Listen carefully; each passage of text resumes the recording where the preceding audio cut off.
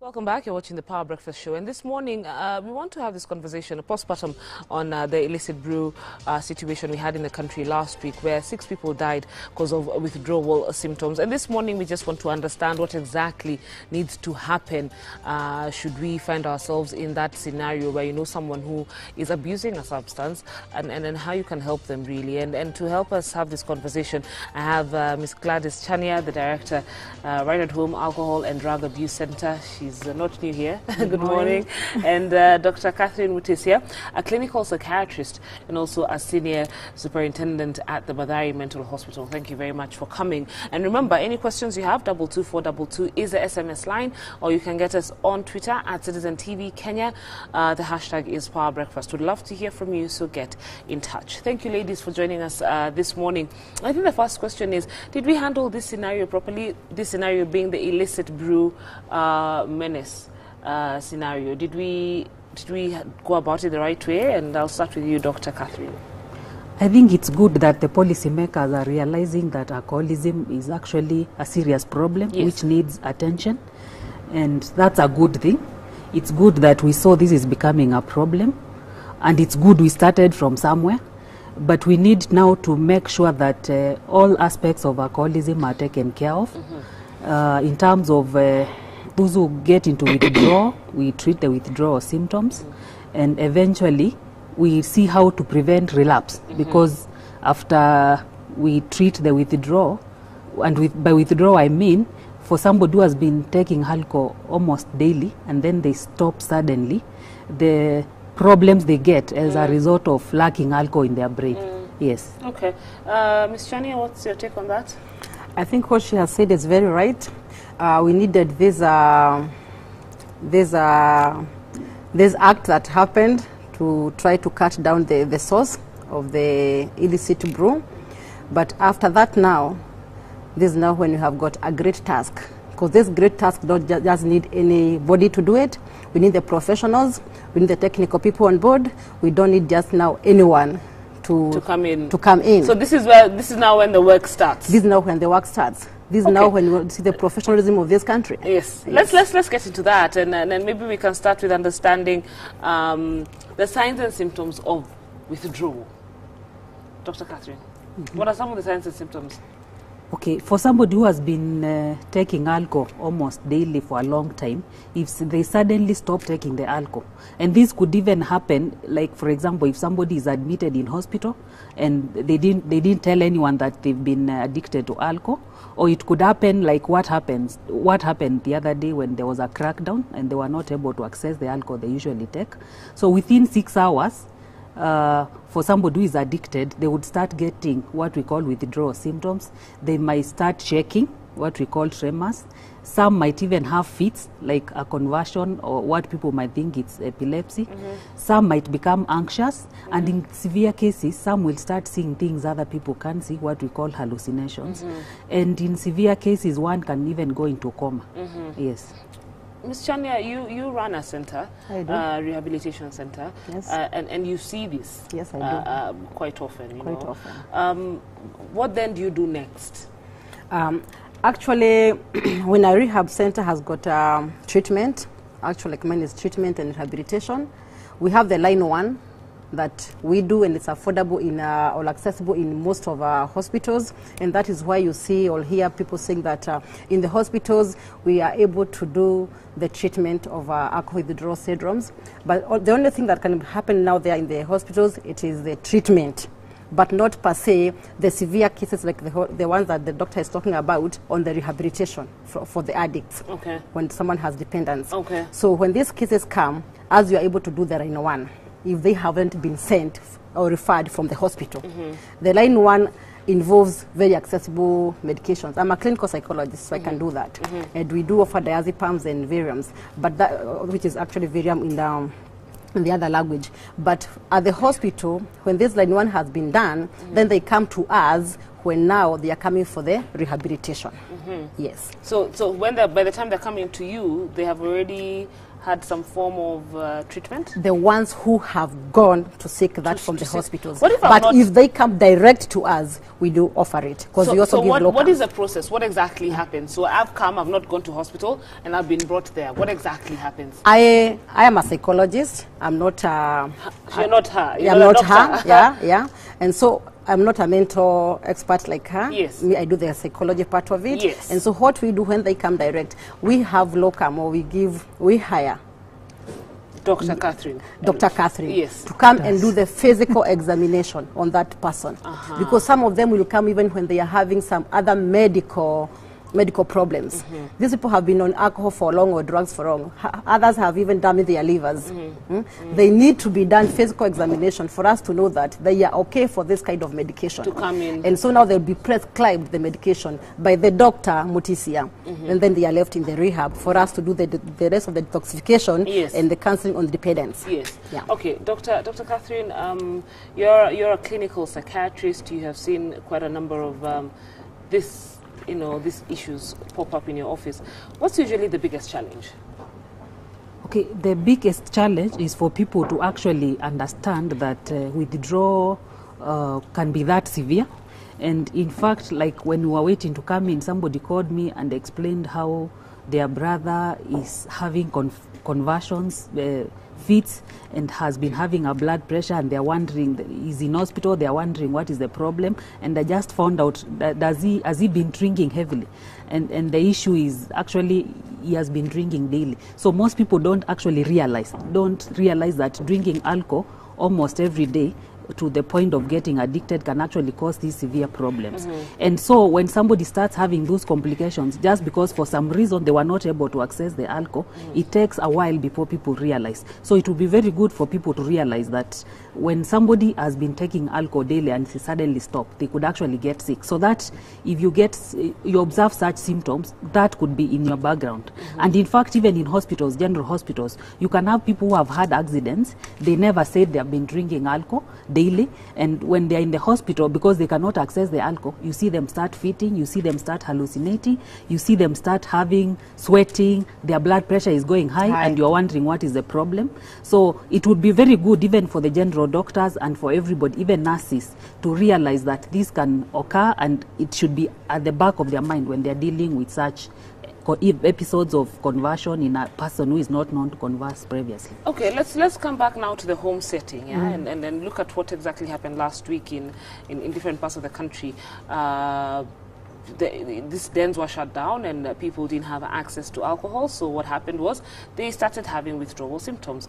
Now we have already discussed the signs and the symptoms of withdrawal. What should be my first step? Should I come across someone who is going through these signs and symptoms before taking them to hospital? Okay. In my opinion, I would say the danger of someone withdrawing without help, it would actually be better to give that person some alcohol before you can take them to the hospital. Because if they stop without any replacement, then it can be dangerous to their life. So in the worst case, if the hospital is far or you cannot access treatment and this person is fitting, the best you can do is start them on, give them some alcohol and transport them to the nearest doctor or the nearest health provider where they can actually get the right withdrawal treatment. Yes. Also, you advise that give me a glass something. Ms. Chane is laughing. Give me a glass of, let's say a beer, and then in the process take me to hospital. Yeah, it would be safer to do that than to just let the person withdraw if the hospital is far. But of course, if the hospital is near, then the best would be to take them to hospital. All right. Yes. Let's talk about mental health now in light of this. Mental capacity tends to be the strongest in our body, because we can tell our minds what needs to be done, what cannot be done. But why is it so difficult then for an alcoholic to change their mind frame? I think this is very clear, like in our society. We are who we are because of the environment and how we have also grown and what is around us. Most of the people abusing whatever they abuse, there are other underlying factors or there are other agents that make them to do this. And so that is why it is very difficult for them to change or even to realize a problem is coming in, because he or she has other pushes that are pushing him towards that. And I always ask a question, why me and not you? Or why you and not me? It's because what is my agents are not what is your agents. Like now when you were just entering, someone was telling us, you go and talk about alcohol and treatment and rehabilitation, but remember there is unemployment in this country, there is poverty in this country, we have social gaps in this country. All these can tend to bring forth the abuse of whatever someone abuses. Yes. I even get out of the way of illicit brew and even alcoholism and say, even when you talk about gayism and lesbianism, let us try also to see the factors which are down there, the underlying issues. Because we have them coming in as drug addicts or alcohol addicts, but when you go further in their lives, because we do, because I want to know as a psychologist, why are you doing this? When I go further, I come and find a multiple of problems within one person. You cannot even believe it. What about you, Dr. Mutisia? What's your take, on the mental capacity? It's said, like I said, the mind is the strongest part of our body, but then you find that it becomes very hard for an alcoholic to stop. Why is this the case? Okay, like she said, we usually are interested to know whether there are any stressful issues someone has not dealt with, whether this person has enough social skills to be able to deal with any stresses in their lives. And also we evaluate, is there a crisis which could have precipitated the initial self-medication with alcohol, for example. For example, maybe somebody has had marital problems or some financial issues. So we usually look at that. And then as we treat the person, we also look at their social aspect. We also look at their family, because it will be a good source of support. Yes. So it is multifactorial. We look at all those things. Okay. And we've brought in the issue of family. How then, what would you tell a family that is going through this? They have someone, because it's also very tiring on family members. It can also be a bit depressing seeing one of family members going down the road of alcoholism or drug abuse, whatever it is. What would you tell them? How would you want them to handle the situation, especially mentally now? Sorry, I'm saying I'm the alcoholic. Miss Chania is my mother. What would you tell her? Because it can be very depressing and frustrating for her. But you see, she also needs to support me. So I think it's also a very delicate balancing act when it comes to that. What would you advise her? There are those who say, my child is an alcoholic, I never want to see my child again. My child abuses drugs, I never. And then there are those who also cover it up and say she doesn't drink that much. Okay. She doesn't abuse drugs. I think in this, and I know Dr. Mutisia will concur with this. Mostly, by the time a case is coming up or getting to her or to me or to the medic when it comes to mental illness, mostly the biggest percentage, it's not individuals who take the initiative. Yes, it is the family members. Yes. And when it comes now to counseling or to psychosocial support, you also do the family therapies on the setup part of it. Also, there's a family therapy as well. Family therapies as well. Okay. So and also, when it comes to the family, there's something we call codependence, where you might have actually some family members enabling this person and making them actually be able to carry on with the addiction. And enabling is not necessarily buying me a drink. No. I think we also need to explain what enabling is. It comes in what form? Enabling could even be like, this person is drunk and you call on their behalf, you say they are sick, when actually the problem is they are drunk. Or even sorting out their financial issues all the time when they have spent all their money in alcoholism. So we also, the first thing we do with the family is to educate them about the addiction, so that they actually get to understand this is a disease and how it can be dealt with. And we also teach them about how not to be an enabler, so that they avoid perpetuating the issue. Of course, people who are supported by their family do better than the ones who are actually abandoned. And in fact, now we are questioning, should what we used to say, hard love, be what we should be practicing? We encourage people now to be more supportive, but not to be enablers, so that this person dependent on alcohol can actually be able to stabilize. Yeah. Yes. Dr. Chania, sorry. Yeah, actually that is very true what she's saying. Now, in the family therapy, part of setup, that is whereby you also push the family on the wall to understand that, as I said earlier, there must be a gap for someone to be doing what he is doing. And it could be the gap has come from the family setup. The family institution, and we have to agree, like in this country, in our society, has completely failed. What she's saying about tough love, that one is actually the way to go. When you start pampering someone who is already losing the way, you don't help. Today I'm calling it social tolerance. Social tolerance is making us lose it. And I said, like last time I said that you go and find a drunkard person on the road and it's like, wachana huyo ni mlevi. And then you go your way. What we are tolerating in this country is what is making us reach the situation that we are in. You see your child is losing it, the school calls you for that, and you support and vindicate the school. Yeah? Someone don't go for work, you call on her or his behalf. He's not feeling well. You see? The school suspends a student, but the head teacher or the principal writes an explanation letter for that person. That person gets out of school at Form 2 without that he cannot go anywhere else in his life. Where does he go to? He has been enabled now to look for another source. So you think society also needs to play a role in ensuring that... It is actually wholesome, all of us.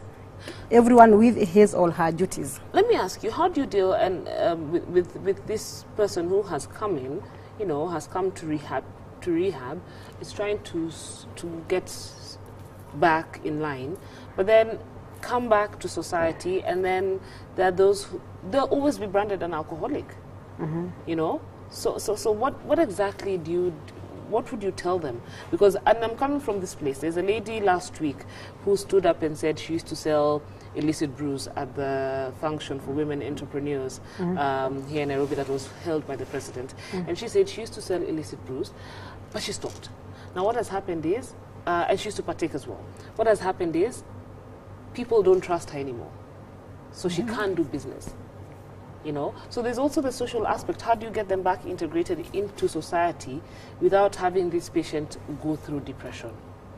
Actually, the best way would be to deal with as much as we are addressing the physical, as much as we are addressing the mental, the social, where we now reconcile you with your family, we should also look at occupation. What are your skills? What are you likely to do when you go back?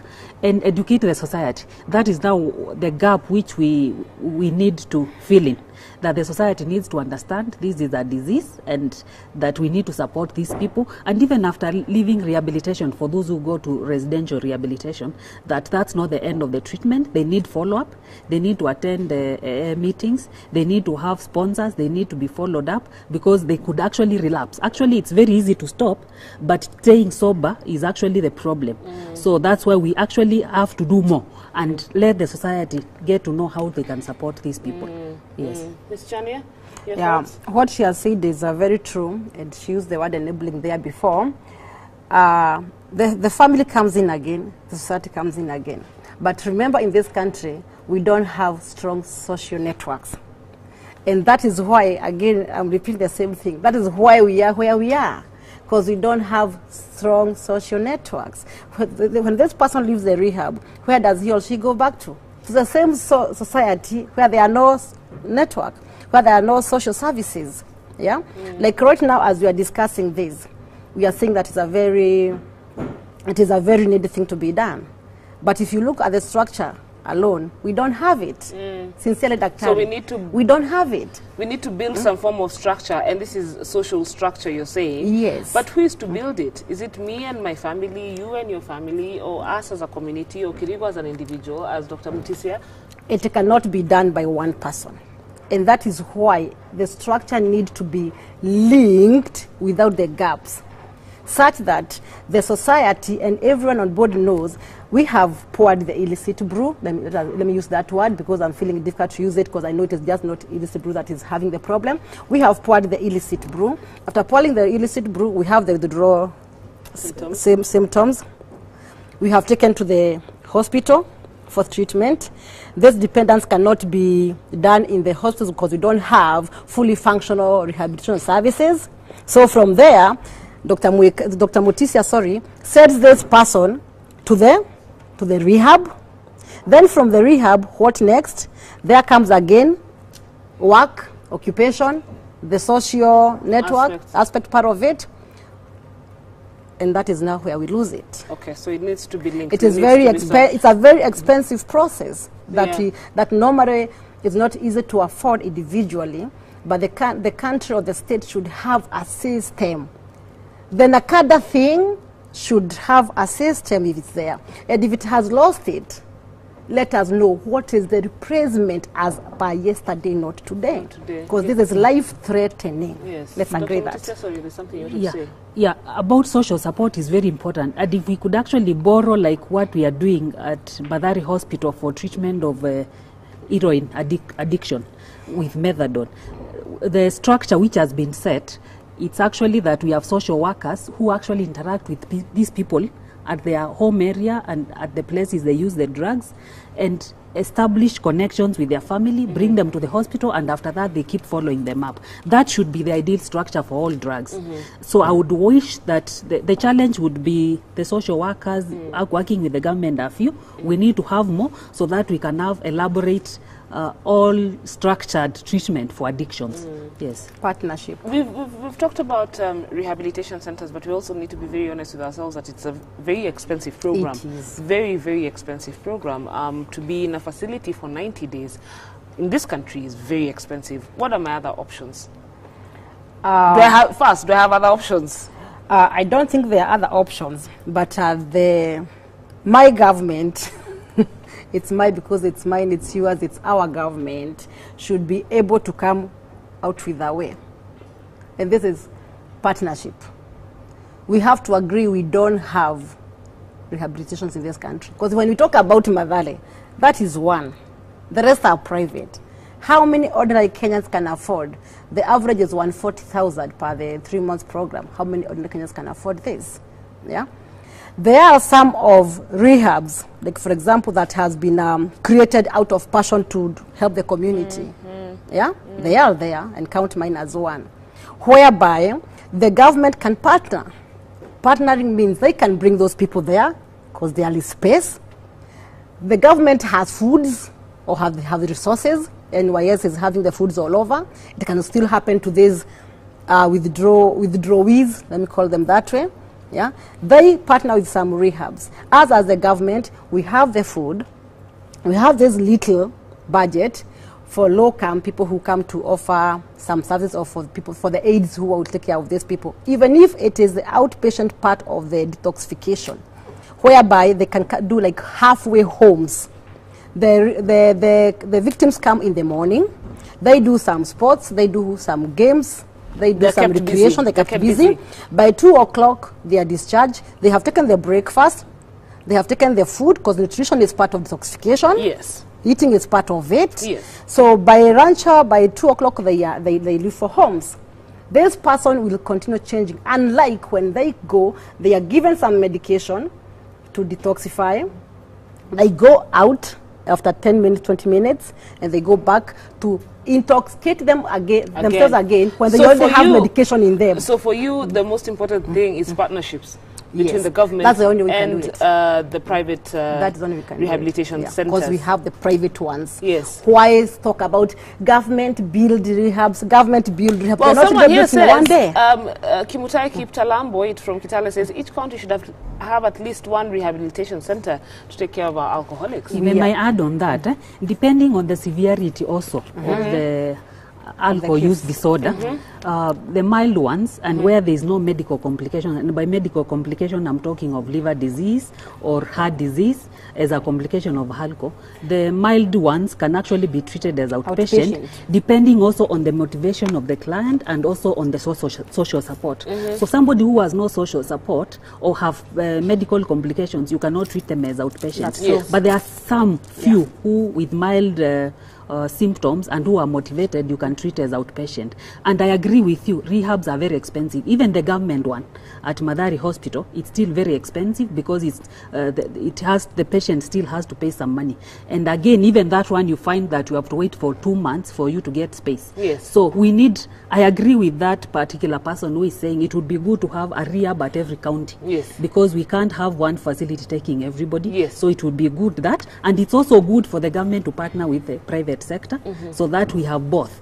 If the private is taking care of some clients, the government is also taking care of the clients. So I would encourage that partnership, but I would also encourage the counties, each county, because alcoholism or drug use disorders are everywhere. Every county should have a rehab. Should have a rehab center. Yes. We're coming to the end, but I wanted to talk about the issue of relapse. You know, some people end up going back to abusing these substances. How do you deal with it? I think relapse in substance abuse can go up to 80%. So of all the people who come into the it can go to 80%. And I want people to get this one seriously. Social network. You're seeing the social network, because it is so serious, such that even if I give you the 90 days rehab program, then you get back to the same friends, the same environment, to the same idol you were. Sincerely, it will be. Dr. Mutise, what's your take? Because I think differently. You know, you could take me elsewhere, but then if my mental state is not at 100%, or should I find something that triggers me, like lack of a job or, you know, lack of integration in society, then chances the goodwill. You see, recovery comes also from your own goodwill. True. And you have willed to change. True. That is actually why you spent the 90 days. Because if you don't have the will, you wouldn't have spent the 90 days. You know, they are not just 90 days. It is 90 days of a lot of push. It's not easy to be in a rehab. Yes. Actually, the real essence of a rehab, I always tell people, a rehab is an opposite of a prison. Yeah? Or alternative when it comes to criminals. Because you also have some who are there because of so many reasons. It's an alternative to a prison, you see? And so it is not easy for someone to have a way of being the rehab for 90 days if it's not really on good day. But where after? Where after? Dr. Mutise, as we're coming to the end, I'd like to hear what you have to say on relapse. You know, how do you deal with a patient who relapses? Okay, we always say, even if somebody has relapsed, because when you're talking of severe alcoholism, we are noting that it has a lot of physical impact. It's affecting your liver. It's affecting all your organs in the body. It's still safer to take this person to a place where they cannot access alcohol, even if it means redoing another rehab. Because that time you're giving your liver a break from alcoholism, rather than to just watch this person continue destroying their body, their liver, and all those organs. So you're saying if I relapse, you quickly take me to rehab? Not necessarily, because this person has gone through the steps. Yes. You actually assess them, see whether you can treat them as outpatient. But I've also seen people who relapse, and it requires another detoxification, and even after the detoxification might need another rehab. But not everybody who relapses will need rehabilitation. So that's why there is a place for what we call the AA meetings, where people meet like 3 times a week or once a week, depending on if you're working. You can go for a meeting on a Saturday, have a sponsor, the aftercare.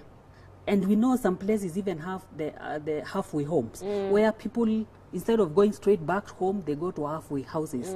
So it is very important that if you have been diagnosed to have alcohol dependency or substance use disorder, after rehabilitation, that there is that aftercare. You can't just say, now I'm well, because alcoholism is a chronic disease. Chances of relapse, we will teach you about relapse prevention. We'll take care of your social issue the way we can be able to do, because some things need broader involvement, but chances of relapsing are there. So for those who have been treated and probably they have relapsed, they should not give up. You need to go back for the treatment again. It could be outpatient or it could be residential. All right, ladies, thank you so much for coming this morning.